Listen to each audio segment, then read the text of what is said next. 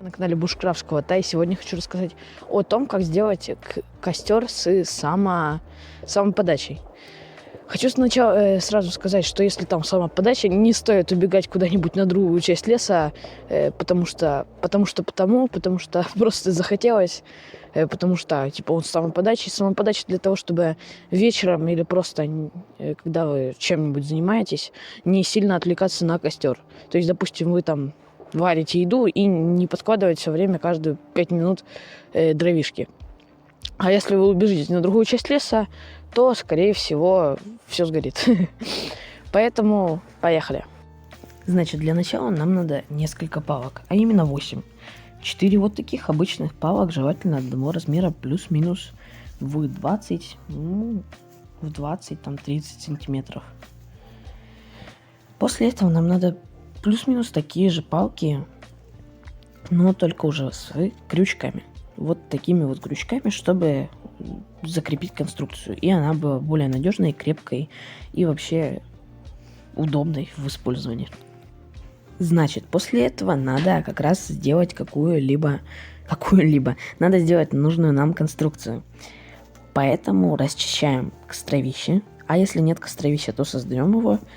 Ну так вот, когда создали костровище, надо поставить все палки. Надо поставить их правильно, так как если их поставить неправильно, то потом у вас все развалится или не будет правильно работать. Сейчас вот как раз покажу, как это правильно. Мы втыкаем под определенным градусом. Ну, вообще под каким градусом вы втыкнете, под таким оно и будет. Если более вертикально, то тогда оно будет более быстро. А если более горизонтально, то более медленно оно будет спускаться. Но в целом, как бы, вот так вот, как у меня на видео, надо втыкать, да и все. После этого, как мы втыкнули, надо взять крючки, палки с крючками и втыкнуть их тоже. Они не составляют никакого труда, но желательно втыкать под самый конец, потому что если в начале будет, то тогда оно будет плохо скатываться. После того, как мы все втыкнули, надо создать, собственно, то, что мы будем поджигать. Это у нас будет береста. И еще у нас будут палки. Ломаем их плюс-минус одинаково, то есть 10-20 сантиметров.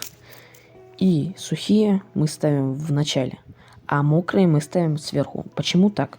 Потому что, когда сухие разгорятся, то они начнут сушить мокрые. И когда мокрые уже к мокрым подойдет очередь, то тогда они будут сухими и быстрее загорятся. И мы подкладывать не должны по факту. Если вы все сделали правильно, то вы не должны подкладывать, и оно само будет постепенно гореть. Вот так вот это все выглядит, когда подожжется. Сначала можно накидать просто, как обычный костер, то есть накидать, а вскоре оно все прогорит и начнет нормально гореть, и палки будут съезжать.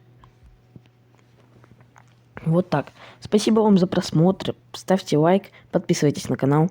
Пока-пока.